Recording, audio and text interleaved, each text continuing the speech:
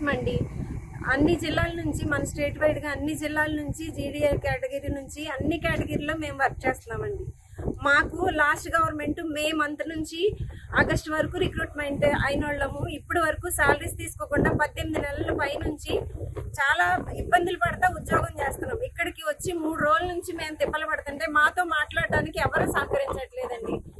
మేము తిండి తినక తిప్పలు బాధలు పడుకుంటా ఛార్జీ డబ్బులు పెట్టుకొని వెళ్ళి డ్యూటీలు చేస్తుంటే మా కన్సర్న్ ఆఫీసర్స్ ఏమో మా వరకు మా పని అయిపోయింది, పై వాళ్ళు ఏం చేయట్లేదు అని అంటున్నారు. ఆప్కాస్లో అడిగితే ఆప్కాస్లో యాడ్ అయితేనే మీ శాలరీస్ వస్తాయి, లేకపోతే రావు అని చెప్తున్నారండి.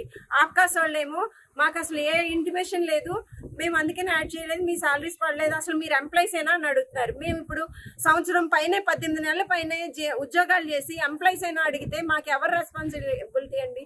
ఎవరు మాకు ఆన్సర్ చేస్తారు? ఇక్కడికి వచ్చి కమిషనరేట్కి వచ్చి పైన జాయింట్ కమిషనర్ గారి దగ్గరికి వెళ్తే ఆప్కాస్ ఎంప్లాయీస్మెంట్ అంటే వీళ్ళని ఎవరు రానిచ్చారని అడుగుతున్నారండి. మేము ఎవరిని అడుక్కోవాలి? మేము జాబ్ చేసుకుంటా వర్క్ మా డబ్బులు ఎక్స్ట్రా మేము ఛార్జీలకి అన్నిటికీ ఉపయోగించుకొని వెళ్ళి వర్క్ చేసుకుంటా మేము మీరు ఎవరిని రానిస్తారంటే మేము ఒక మనిషిలా కనపడట్లేదండి.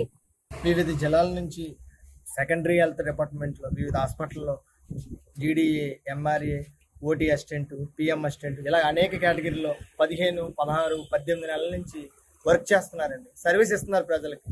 విపరీతమైన సర్వీస్ ఇస్తున్నప్పటికి కూడా ఇప్పటి వరకు కూడా ఏపీసీఓఎస్లో ఆప్కాస్లో మమ్మల్ని ఎంప్లాయీలుగా యాడ్ చేయలేదు. యాడ్ చేయకపోగా మేము ఏపీసీఓఎస్ ఆఫీస్కి వెళ్తే వాళ్ళు ఏం చెప్తున్నారు, మీరు ఎంప్లాయీల కింద యాడ్ అవ్వలేదు, అందుకని మీ శాలరీ అవ్వలేదు, కాబట్టి పైనుంచి మాకు ఇన్స్ట్రక్షన్స్ రావాలని వీళ్ళు చెప్తున్నారు. మేము సర్వీస్ ఇస్తున్నాం కానీ మాకు జీతాలు లేవు. 15 నెలలు జీతాలు లేకుండా జీవించడం అంటే చాలా ఇబ్బందికరంగా ఉందండి. ఆల్రెడీ ఒకరు పాడేరు జీజీహెచ్లో సూసైడ్ కూడా చేసుకున్నారండి మా ఎంప్లాయీ. ఆ స్థితి ఉందండి. ఇప్పుడు అందరికి కూడా అదే స్థితి అండి. చిన్న స్థాయి ఉద్యోగులు 15,000 శాలరీ, ఆ శాలరీ కూడా నెల రాకపోతే ట్రావెలింగ్ ఛార్జీలకి, ఇతర ఖర్చులకి, ఇంట్లో మెయింటెనెన్స్కి పెట్టుకోవడానికి కూడా చాలా దీనస్థితిలో ఉన్నామండి. కాబట్టి ప్రభుత్వాలు ఇప్పుడైనా స్పందించి, అధికారులు స్పందించి మమ్మల్ని ఏపీసీఓఎస్లో యాడ్ చేసి మా జీతాలు మాకు ఇప్పించి మమ్మల్ని విధుల్లో మేము ఇంకా ఉత్సాహంగా పనిచేయడానికి ఆ శాలరీ ఒక ఉత్ప్రేరకంగా ఉండాలని కోరుకుంటూ మీ మీడియా ద్వారా మీరు మనవి చేసుకోండి.